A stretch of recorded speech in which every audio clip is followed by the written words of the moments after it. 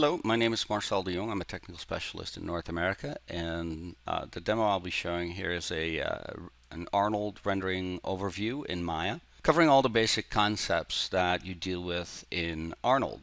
So Arnold was added in Maya 2017, and since then we've also released Arnold 5. So some of the things that I'll be showing in the demo are specifically related to Arnold 5, and then some of it is more general Arnold. The content I'll be using is the Dreadnoughts content, which is what we've been using for some time now on a number of demos. And so this is just to kind of add to that list of demos and have it all be part of the same set of content. With that, the idea of Dreadnoughts is essentially an air race that's set in the future using previously used vehicles by the military that have been found in the desert, retrofit by racing crews, and then entered into this race. And this is one of the racers. So the graphics configuration here that you see is the original prototype before it even entered military service, and then later on these get decked out with elaborate graphics. So the first thing is that I'll show some of the versions that we have. So this particular vehicle has to the body has about I think it's 10 shaders assigned to it. Each of them assigned to a set of faces. So each shader is just kind of covering a portion of the surface, and several of these shaders have textures associated with them that I can swap out for different versions of jets. So the first thing I'll do here is render this and show you that we can remap these texture sets to different vehicles by just referencing different folders. We can select the file path editor, and the folder here that's relevant is the one called Jet Textures, and inside of it you'll find 4 folders with textures that have the exact same naming. So if I were to go in and remap this, I'm going to make sure that both the search in subfolders and the repath currently resolved files are turned on. And in here I can select the red racer, for example, and you'll see that as soon as I repath that, it'll start rendering the next version. So that's one of the jets. You can see that I have some graphics on there that are essentially geometry, which I'm going to turn off. I'm going to take that out. That was really just associated with the prototype. So let's go ahead and select that same folder and then maybe repath this to show you another one, which would be the green racer. There it is, and let's go ahead and repath that. So you can see what that looks like. It's got some big numbers on it. It's got some logos and some graphics, some detailed graphics on it that are different from the red racer as well as the prototype. Next one, our last one, is the Euro version. It's a European version of the racer that I included. One of the other things that we can do, or that I'd like to mention here, is the .tx format. So in this case, if we look at any of these folders, you can see that you have a list of textures or TIFFs, which are the original textures created, and then identically named versions of the textures, but as .tx formats. So the .tx format is not really unlike .exr or .tiff, but it does have some extra attributes. It includes a fingerprint, if you will. It can see what's inside the file. If it sees the same content in this file, it only loads it once. The other thing that's really useful about this is that .tx is both bitmap. So even at very low AA sample rates, you still get pretty decent quality textures, as well as tiled. In other words, and by default the tile size is 64 by 64.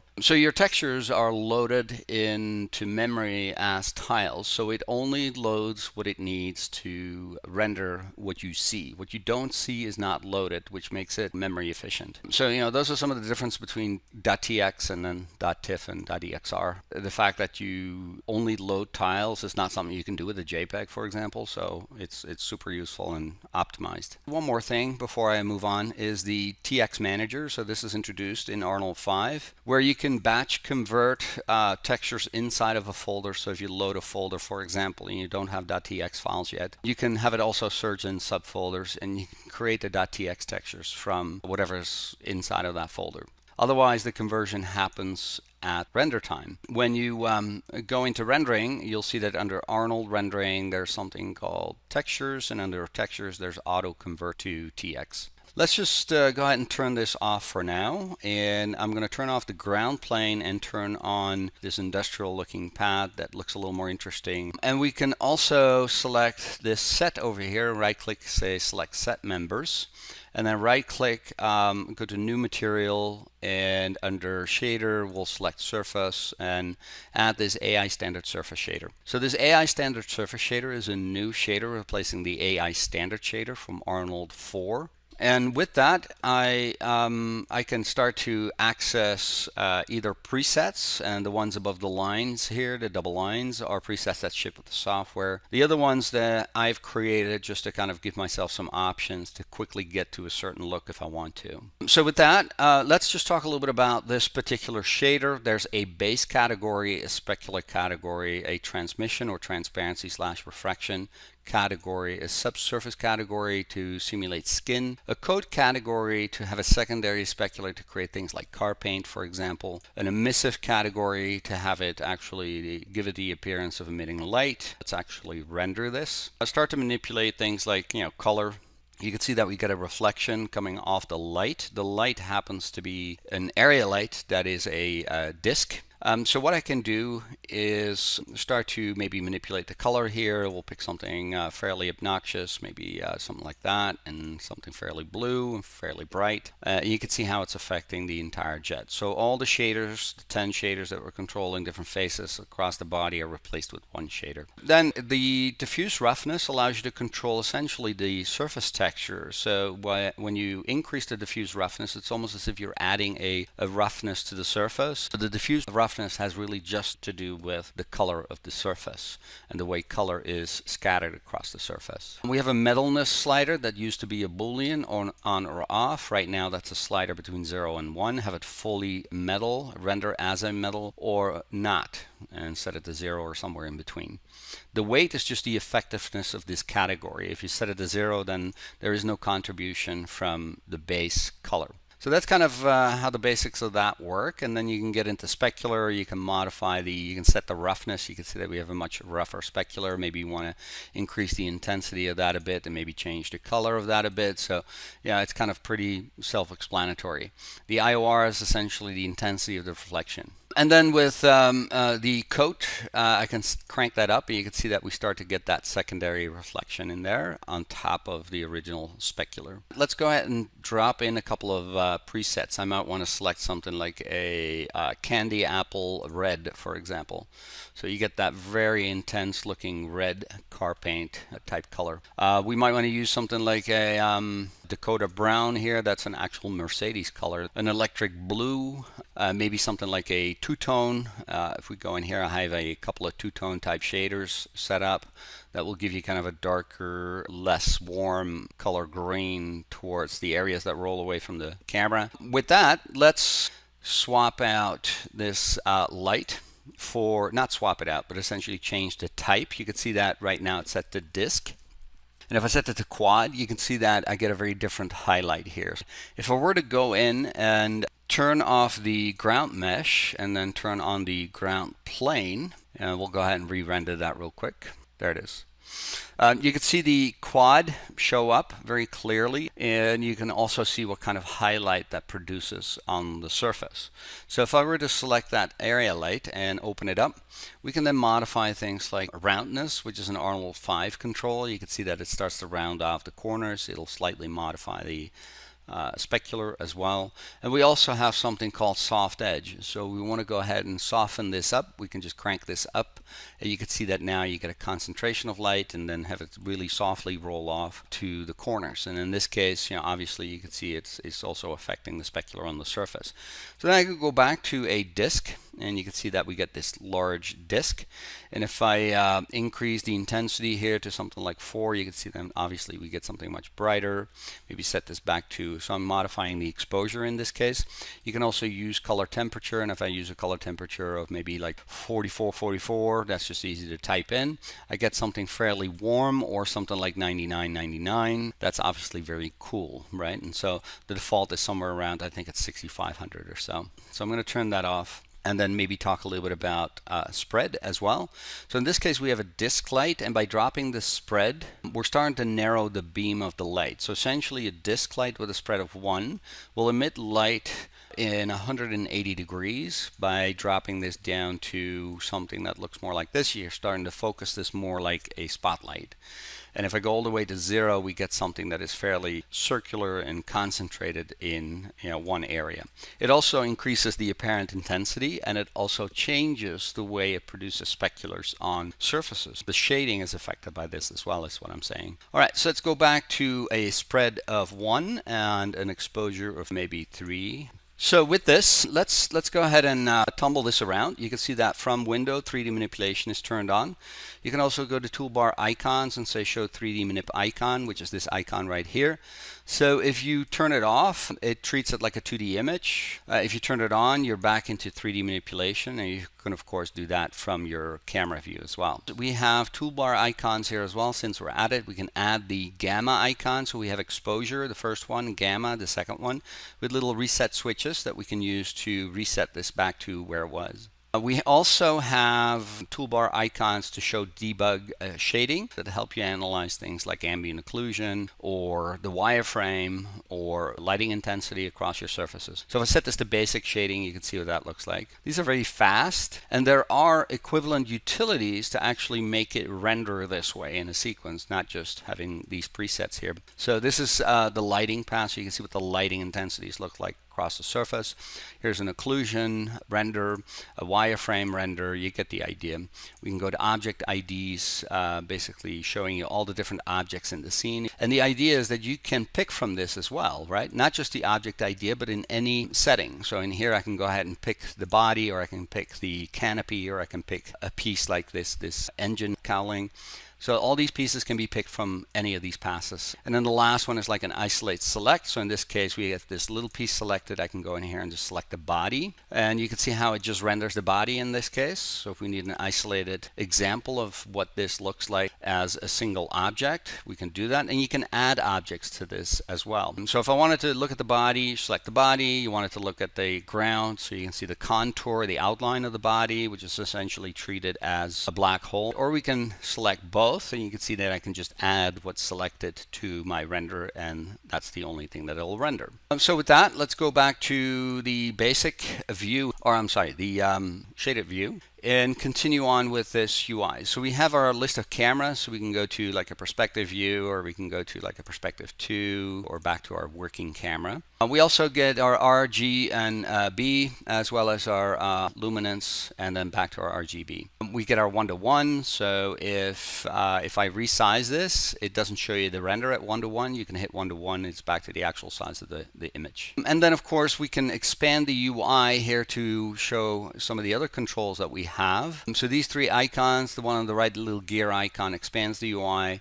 The first one stops IPR. Any edits will not update. There's no linkage between your 3D scene and IPR. If you do turn it on, so now IPR is active, and you can see that if I tumble, it does that. You can turn off temporarily scene updates. And so if you hold scene updates, you can make some edits real quick, and then if you refresh it, it'll refresh and render all your edits. So there's 2 tabs here, pixel and display. Let's talk about display. So there's gamma and exposure, just like you have in the top bar. And then we have the view transform, which is currently set to sRGB. That's the default. But you can go to raw. Let's go ahead and reset gamma and exposure. So you can see what the raw data looks like as opposed to a view transform that is sRGB. Now, if you wanted to, you can say something like, I want the view transform to be sRGB, but I want the actual output transform to be something like raw. If I go to color management, enable color management is turned on. You can, if you wanted to, under output color transform preferences, apply output color transform and then set this to something like raw. And so in this case, the output will be raw, right? If you set this to sRGB, then it would be the same as the view transform, or if you say use the true view transform, that too would be sRGB. You can also have these overrides, these rules that you create. You can create more rules. And so this is something that was added somewhere along the line of one of the 2017 releases as well. So for image extensions like doctx,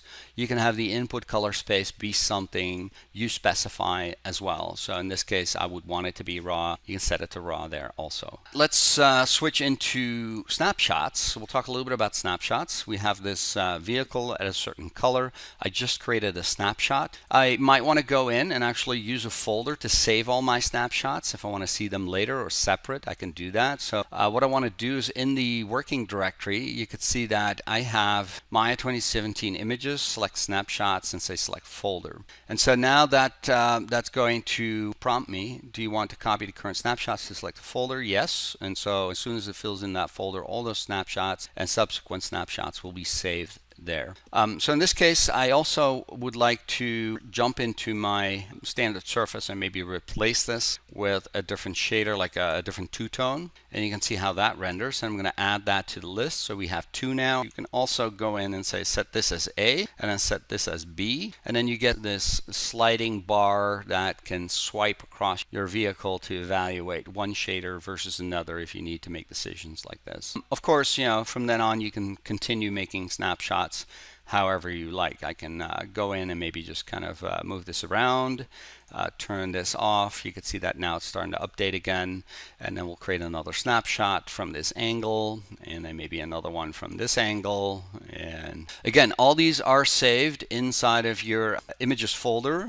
And if I bring up RV, we can go through here and just kind of look at the different snapshots. So let's activate this again and move this around so we can start looking at this slightly different angle. And let's talk a little bit about AOVs. So AOVs in Arnold are the equivalent of passes, but there's quite a bit of stuff that you can do with this that's built into the functionality of AOVs that helps you solve most image-related, format, filter, and driver-related problems. So what I'd like to do is bring up the render settings window and create AOVs for this scene. Let's go ahead and get rid of this render real quick.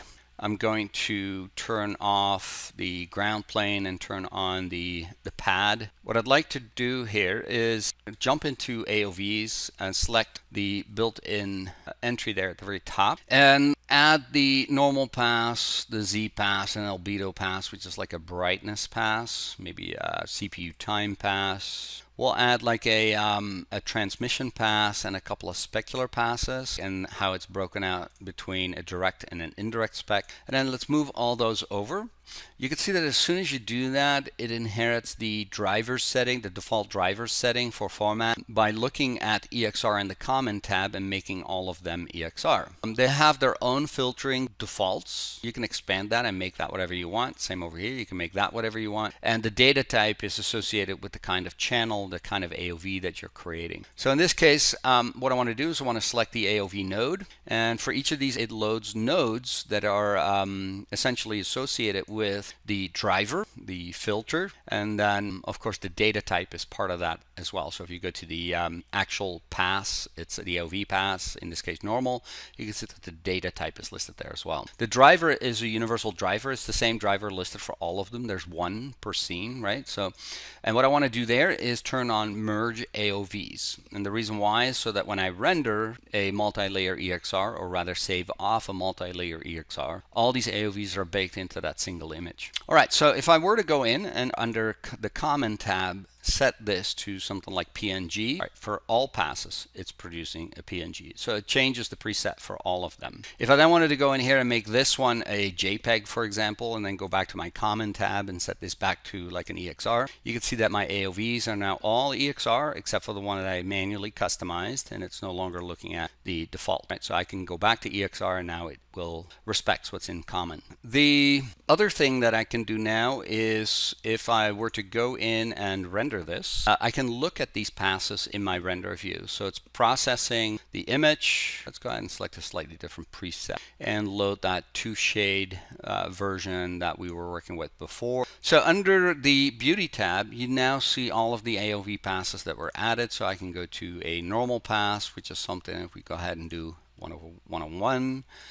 we want to go ahead and look at this in like a raw transform. We can go to a CPU time pass or a Z pass, and if you don't see anything, you may have to drop the exposure to something like -8 or 9 in this case, and then you can tumble around that. It'll continue updating. If I go to my CPU time pass, it'll essentially render based on value, intensity of the amount of resources required to render those individual elements. I can go to a spec. You'd have to reset your exposure. This is just a direct spec or a combined spec, which I can break down into a direct spec or an indirect spec. That's the indirect, that's the direct, and this is both. I can look at transmission, where we have refractions take place through transparent or semi-transparent surfaces, and so on and so forth. There's the albedo, the brightness of your image, and then we can go back to a beauty pass. So, those are just the basics of your AOV passes. We can also go to File and say Save a multi-layer EXR. So in this case, what I want to do, because we've merged all the AOVs, we can save this off as an image, and we'll call this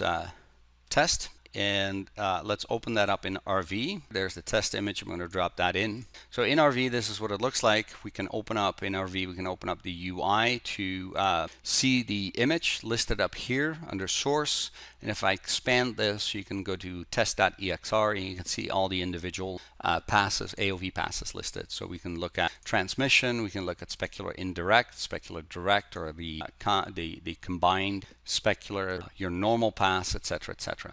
Now you can also go in here and find, let's say, the combined specular, and just turn on the red component or the green or the blue component to your combined specular pass. So there's quite a bit of control over what it is that you're viewing in RV. So with that, let's move on to the next aspect of this. Is if I were to look at this piece of UI called Pixel, you can see that it'll load pixel information for all of my passes simultaneously. All right, so let's close this. We'll go back to render settings.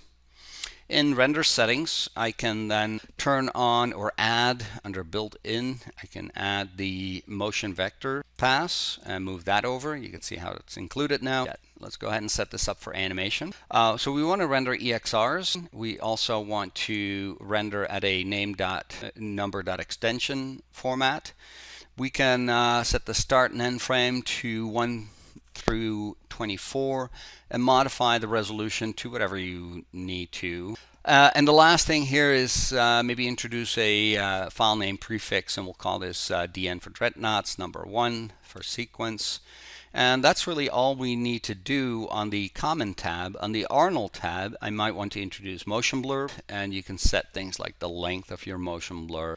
Let's move on to the actual setup of the animations. I'm going to select the racer itself, jump into animation, and under visualize, create turntable. We're going to set this to 24 and create a 24 frame turntable. And then if we want to, we can go ahead and select the group node, go under animation editors, graph editor, and with that grab this, flatten that out so we get a continuous kind of rotation. And let's drop down the frame value so that we get that to show up correctly. Okay, so with that, we're basically set up to render the sequence, which is exactly what I'm going to do. Now, we don't have batch rendering in Arnold. Obviously, you can get licenses for a render farm, for example. But if we go to rendering here, you can go to rendering, render sequence, open that up, and here you determine whether you want to render all cameras, all layers. And if you want to actually add it to the render view, which I do, we want to render all layers. There's only one layer in here right now, so it doesn't really matter. It's the master layer. And if you want to render all cameras, if you have 3 cameras in the scene, it'll render 3 sequences, right? If you only want to render a region, you have to specify a region and then render that. So with that, render sequence and close. And that brings up your render view, and we'll start the sequence based on what it sees in your render settings. That's the first camera that renders, the perspective camera. Once it goes through that sequence, it moves on to the next camera, etc., etc. So I already pre-rendered a camera sequence, the turntable camera. So if I were to go back to my sequence or my images folder, you could see that in this case, I'm going to list this as a list. There's something called There's something called DN1 0001 through 24. And so you can load this into RV by just loading the first one. It'll automatically recognize. So if I hit open and I go in here, say DN.1 through 24, that's the numerical sequence it sees .exr. And so that is the one that I want to load. Let's go ahead and load that, and then we can start to play this back, and you can see the motion blur associated with that. You know, when your frames get larger, it takes a little bit longer to load, and then it plays back quickly. So that's all it takes to render a sequence in Arnold. Thank you.